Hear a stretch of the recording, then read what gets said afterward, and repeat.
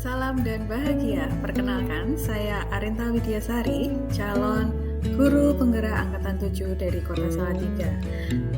Pengajar praktik saya adalah Ibu Rohana Dewi dan fasilitator saya adalah Bapak Muhammad Kusdi. Saya adalah seorang pengajar di sebuah TK di Salatiga, yaitu TK Bethany School.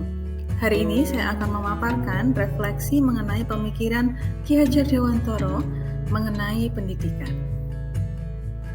Video ini saya buat untuk memenuhi salah satu tugas dalam modul 1.1, yaitu koneksi antar materi, kesimpulan, dan refleksi Ki Hajar Dewantara. Sebelum saya mempelajari modul 1.1, saya memiliki beberapa pemikiran yang ternyata tidak begitu sejalan dengan pemikiran Ki Hajar Dewantara. Dan setelah saya mempelajari modul 1.1, ternyata pemikiran saya berubah. Mari kita simak bersama. Sebelum saya mempelajari modul 1.1, saya berpikir bahwa guru adalah sumber belajar utama. Dan ternyata setelah saya mempelajari modul 1.1, saya menemukan bahwa guru adalah penuntut.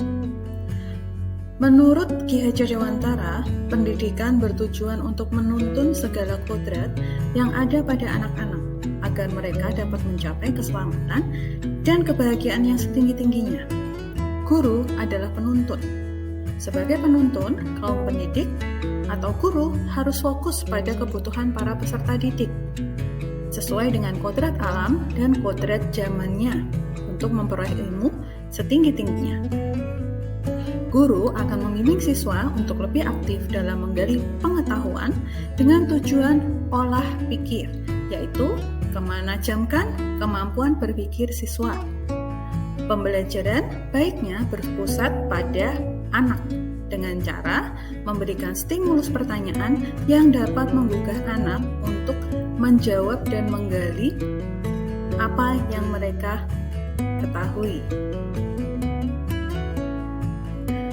Berikutnya, sebelum saya mempelajari modul 1.1, saya merasa bahwa saya ini kurang menggali karakteristik siswa. Sebagai guru, kita perlu mengenali karakter dari masing-masing siswa yang masing-masing memiliki keunikan tersendiri. Setelah saya mempelajari modul 1.1, ternyata memahami dan menghargai karakter siswa akan memaksimalkan proses belajar. Saat guru memahami karakter siswa, maka guru dapat memberikan tuntunan yang tepat. Seperti bunga. Bunga akan membutuhkan perawatan layaknya bunga untuk mendapatkan hasil bunga yang maksimal, yang indah. Begitu pula dengan tanaman kaktus yang tentunya akan membutuhkan perawatan berbeda dengan bunga untuk mendapatkan kaktus yang baik. Begitu pula siswa, mereka memiliki karakteristik yang berbeda dengan stimulus yang berbeda pula. Lalu yang berikutnya, sebelum saya mempelajari modul 1.1, saya merasa kurang puas ketika siswa tidak mengerjakan semua kegiatan yang telah disediakan. Dan ternyata setelah saya mempelajari modul 1.1, saya merasa bahwa memberikan kebebasan untuk menyelesaikan setiap tugas sesuai dengan bakat, minat, dan kreativitas anak-anak ini memang penting. Seperti planet yang berputar pada orbitnya, setiap anak memiliki pemikiran, kreativitas, dan kecepatan masing-masing dalam proses belajar. Dan guru bertindak sebagai fasilitator untuk memaksimalkan hasil dan proses belajar. Kemudian, setiap hasil dari proses belajar siswa itu adalah sesuatu hal yang berharga dan patut untuk diapresiasi. Kemudian yang berikutnya, sebelum saya mempelajari modul 1.1, ternyata siswa-siswa saya ini memang cenderung pasif saat kegiatan diskusi di dalam kelas. Lalu, setelah saya mempelajari modul 1.1, saya menemukan bahwa guru adalah penuntun siswa untuk mencapai keselamatan dan kebahagiaan sesuai dengan kodrat alam dan zaman, termasuk penuntun siswa untuk menjadi lebih aktif. Nah, Untuk mencapai keselamatan dan kebahagiaan dalam hidupnya, siswa perlu mengembangkan sayap selebar-lebarnya. Salah satunya adalah dengan menjadi siswa yang aktif untuk menggali setiap ilmu dari sumber yang ada. Yang terdekat dan mudah adalah dengan berdiskusi, saling tukar pikiran. Guru dapat memberikan stimulus supaya siswa lebih aktif dalam diskusi. Misalnya dengan cara memberikan pertanyaan yang menggelitik siswa supaya siswa dapat termotivasi dan bisa lebih aktif. Kemudian yang berikutnya, sebelum saya mempelajari modul 1.1, saya merasa bahwa guru ini adalah penentu kegiatan yang dilakukan di kelas. Dan ternyata setelah saya mempelajari modul 1.1, pembelajaran yang merdeka dan berpusat pada anak akan memaksimalkan hasil belajar. Penentu kegiatan belajar yang akan dilakukan di kelas bukan hanya guru seorang.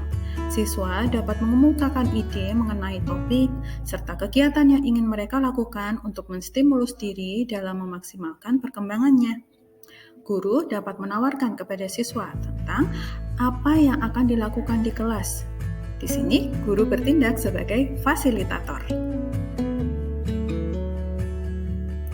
Setelah saya mempelajari modul 1.1 yang berhubungan dengan pemikiran Ki Hajar Dewantara, kemudian filosofi Ki Hajar Dewantara, saya dapat menarik sebuah garis lurus untuk menemukan tentang apa yang bisa segera saya terapkan supaya kelas saya dapat mencerminkan Ki Hajar Dewantara.